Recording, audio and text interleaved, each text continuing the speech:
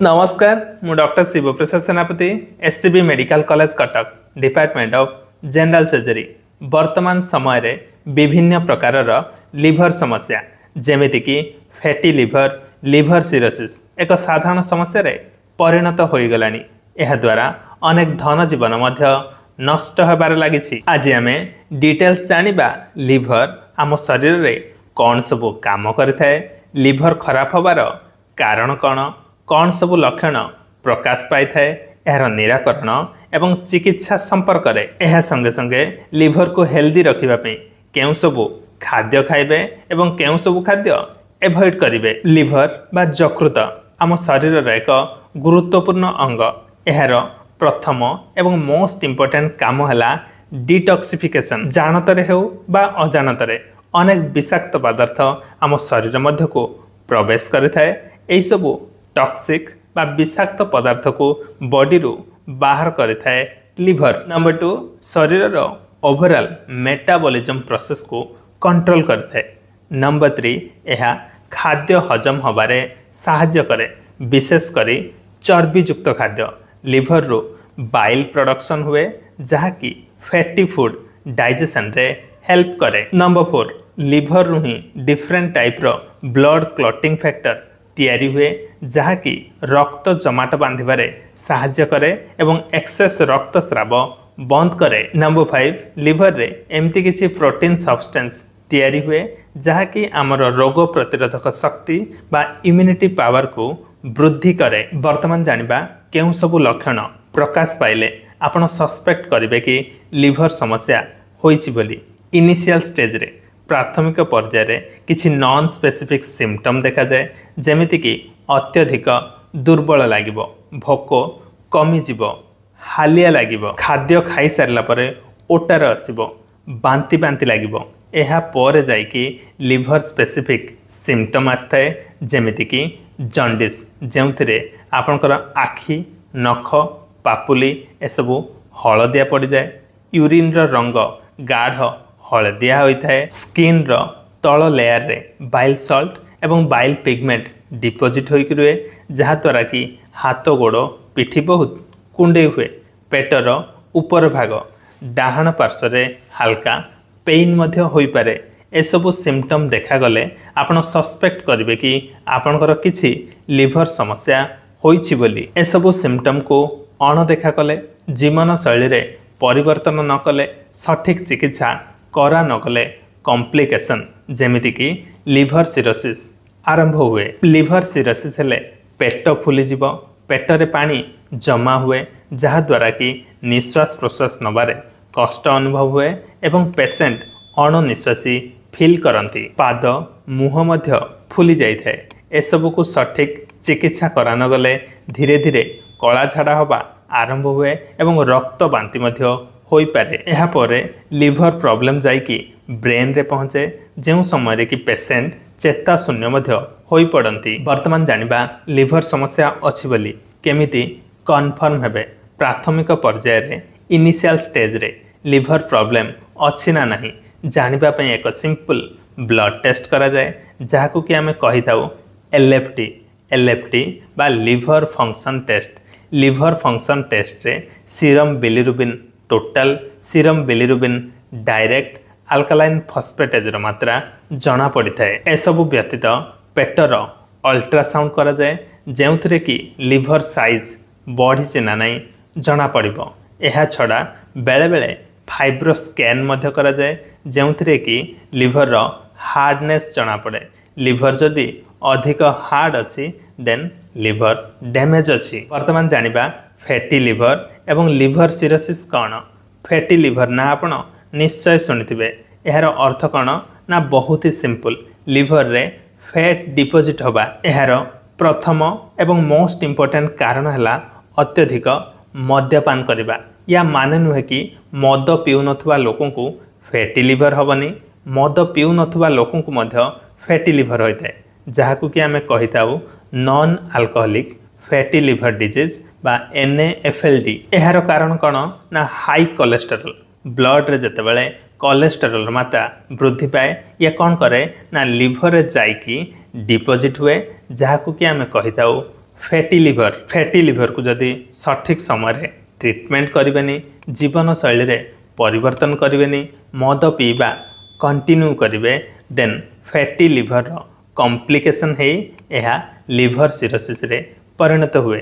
Liver cirrhosis होचे एक and stage liver disease. Liver related एक ब्यूटीफुल थिंग है लिवर निज रोग निजे ठीक करने को ट्राई करें। ब्रेन रो किसी पार्ट जदि डैमेज है ता परमानेंटली गला ताऊ रिजेनेरेट करि परिबनी, किंतु लिवर किसी अंश खराब हो गले किंबा इवेन लिवर किसी अंश जदि आपण काटी नहीं जिबे यह धीरे धीरे रिजेनेरेट करिथाए। किंतु लिवर उपरे जदि दीर्घ दिन धरी एक्सेस कंटिन्यूअसली स्ट्रेस पड़ला लिवर आउ सही पारेनी, यह liver cirrhosis then liver damage एवं परमानेंटली लिवर फेल्यूर होता है। यह कहिबार सारांश है लिवर सिरोसिस केबे हेले भी राताराति हो जाए। फैटी लिवर हम देन फैटी लिवर रू लिवर सिरोसिस होगापी पाखापाखि 5 वर्ष 7 वर्ष 10 वर्ष जाए समय लगी था। तेणु वान्स फैटी लिवर डायग्नोसिस है माने आपण यथेष्ट सतर्क रुहतु, खाद्याभ्यास एवं जीवन शैली रे परिवर्तन करंतु। रिसेंटली जड़े ओडिया एक्टर मध्य एही लिवर सिरोसिस रे डेथ करथिले। लिवर डिजीज रो तृतीय कारण है लिवर इन्फ्लामेशन, लिवर इन्फेक्शन बा हेपाटाइटिस, जहाँकि दूषित खाद्य एवं दूषित पानी पीवा द्वारा व्यापी थाए। किछि हेपाटाइटिस ब्लड ट्रांसफ्यूजन एवं आउ किछि हेपाटाइटिस संक्रमित माँ ठारू छुआ को मध्य व्यापी पारे। आउ किछि हेपाटाइटिस असुरक्षित यौन संपर्क बा अनप्रोटेक्टेड सेक्सुअल इंटरकोर्स जो मध्य व्यापी पारे। वर्तमान जानिबा लिवर को सुस्थ रखिबे केमिति, फैटी लिवर एवं लिवर सिरोसिस रु रक्षा पाइबे केमिति। Number 1 and the most important है मद्यपान अल्कोहल ठारू दूरे रुहतु।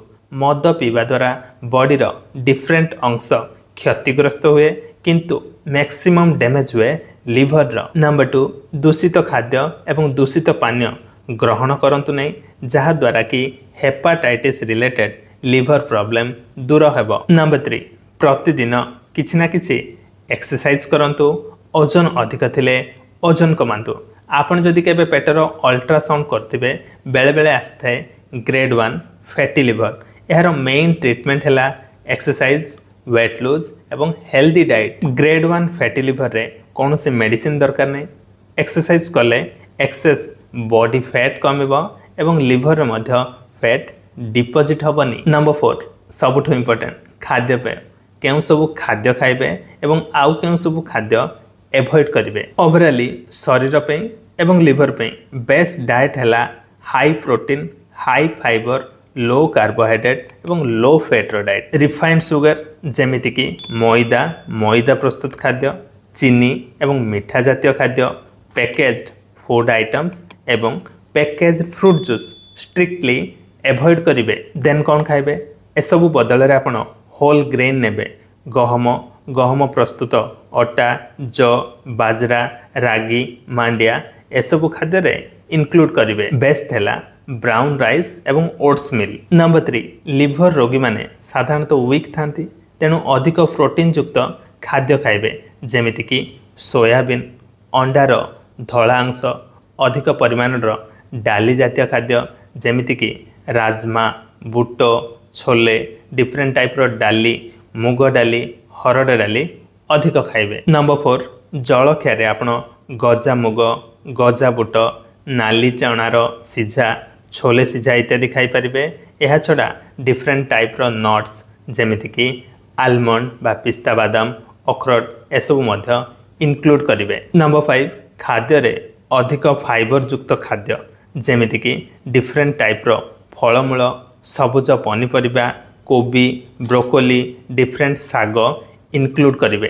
एसबुर आपन को गुड अमाउंट रो एंटीऑक्सीडेंट मिलिबो, जहाँकि नेचुरल उपाय रे लिवर डिटॉक्सिफिकेशन रे हेल्प करे, फ्री रेडिकल डैमेज रू लिवर को रक्षा करे। नंबर 6 खाद्य रे लूणर परिमाण कमेबे, कहीं ना लिवर रोगी शरीर रे पेटरे, पादरे, मुहरे पानी जमा होकर रुहे। सल्ट इनटेक कमेवा द्वारा पानी जमा हम किछि कांश रे कमिजिब। नंबर 7 नमकीन आइटम्स जेमिति कि आचार बड़ी पांपड़ सुखुआ मिक्सचर चिप्स एसबू कम खाइबे एसबू रे लुणर परिमाण अधिका थाए। नंबर 8 लिवर को सुस्थ रखिबा पे हलदी पानी किंबा हलदी क्षीरर भूमिका गुरुत्वपूर्ण। कंचा हलदी रे कर्क्यूमिन नामक एक सब्सटेंस रही जहाँकि नेचुरल वे रे लिवर डिटॉक्सिफिकेशन करिबारे हेल्प करे। नंबर 9 आपण प्रति मील रे किछि कंचा रसुण कोला चोबे खांतु। रसुण रे थिबा सल्फर कंटेंट लिवर को सुस्थ रखे। Number 10 apple tomato different type रो साइट्रस फ्रूट्स जेमिति कि लेंबू कमला इत्यादि खाद्य रे शामिल करंतु। एसबु रे थिबा विटामिन सी बा साइट्रिक एसिड लिवर को हेल्दी रखे। Number 11 beetroot. बीटरूट लिवर पई एक भल जिंस। बीटरूट रे कोलेरेटिक्स प्रॉपर्टी रही जहाँकि बाइल प्रोडक्शन एवं बाइल सिक्रेशन रे हेल्प करे एवं लिवर को सुस्थ रखे। नंबर 12 आपण जदि चा पीवा को पसंद करती देन चा बदल रे हर्बाल टी किंबा ग्रीन टी पियंतु। एथिरु गुड अमाउंट रो एंटीऑक्सीडेंट मिलिबो जहाँकि नेचुरल उपाय रे लिवर को डिटॉक्सिफाई करिबारे हेल्प करिबो। कॉफी मध्य लिवर पई भलो। आपण लिमिटेड अमाउंट रो कॉफी पी पारिबे। कॉफी रे थिबा कैफीन लिवर को हेल्दी रखे। नंबर 13 कौन एवॉइड करिवे ना अधिक चर्बी युक्त खाद्य खांतु नहीं जेमिति कि मटन चिंगुड़ी कंकड़ा एसबू रे रेड मीट अच्छी बैड फैट जहाँकि आपण शरीर पे अत्यंत क्षतिकारक। आपण चाहिए फैटी फिश खाई पारिबे। एथिरे थिबा फैट गुड फैट। नेक्स्ट है अत्यधिक तेल मसला युक्त खाद्य। बारंबार छणा होइथिबा तेल मध्य यूज करंतुनी। बारंबार छणा होइथिबा तेल रे ट्रांस फैट थाए जहाँकि फैटी लिवर एक मुख्य कारण। शेष में एति कहबी prevention is always better than cure. मु जो सब एडवाइस कहली से सब को मानि चलंतु कारण लिवर समस्या कंटिन्यू हेले liver cirrhosis permanent liver failure होता है जार कि गोटे ही ट्रीटमेंट लिवर ट्रांसप्लांटेशन जहाँकि बहुत ही व्यय सापेक्ष एवं नॉर्मल लोकों केबे भी संभव नुह। वर्तमान कथा है आपन जदि लिवर को ओवरऑली हेल्दी रखिबा चाहते किसी प्रिवेंटिव मेडिसिन यूज करने चाहते देन आपन को मु सजेस्ट करी नेचरश्योर कंपनी रो गुड लिवर कैप्सूल। यह कंप्लीटली एक आयुर्वेदिक प्रोडक्ट तेणु साइड इफेक्ट एतटा भय नहीं। यह गुड लिवर कैप्सूल रो मेन कंपोजिशन है मिल्क थिसिल एक्सट्रैक्ट जहाँकि नेचुरल उपाय रे लिवर को डिटॉक्सिफाई करिबारे सहाय्य करे। आम बॉडी रो विषाक्त पदार्थ बाहर करिथाए। मेटाबॉलिक वेस्ट वर्ज्य वस्तु को बाहर करिबारे सहाय्य करे। गुड लिवर कैप्सूल लिवर रो काम करिबा क्षमता बा लिवर फंक्शन सठिक रखे। हजम शक्ति वृद्धि करे। डाइजेशन प्रोसेस को इम्प्रूव करे। यह व्यतीत लिवर इन्फ्लेमेशन को मध्य कमे थाए एवं लिवर डैमेज को प्रिवेंट करे। यही गुड लिवर कैप्सूल लिवर को फ्री रेडिकल डैमेज ठारू मध्य दूरे रखे। यह उभय अल्कोहलिक एवं non alcoholic liver disease patient use करें। लिवर रिलेटेड जेकोसी समस्या पई आपण सप्लीमेंट हिसाब रे यूज करें। यही नेचरश्योर कंपनी रो गुड लिवर कैप्सूल। यही कैप्सूल केमिति यूज करेंगे ना बहुत इजी। प्रतिदिन मॉर्निंग रे गोटे एवं नाइट रे गोटे खाद्य पर किंतु मन रखिबे छोट पिला स्तनपान करौथुबा महिला एवं प्रेग्नेंट लेडी यही मेडिसिन यूज करेंगे नहीं। आपन जदि कौनसी मेडिकेशन रे अछंती यही मेडिसिन यूज करने पूर्व जने डॉक्टर सहित कंसल्ट निश्चय करंतु। आशा करुछि आज भिडियोटी आपको भल लगी। भिडियोटी भल लगी लाइक करंतु। आपन सांगसाथी मध्य शेयर करंतु।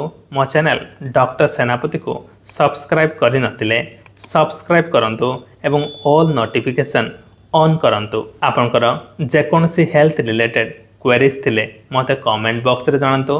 तार मु आंसर रखिबा को चेष्टा करिवि। देखा हबो नेक्स्ट वीडियो रे। रहिली नमस्कार।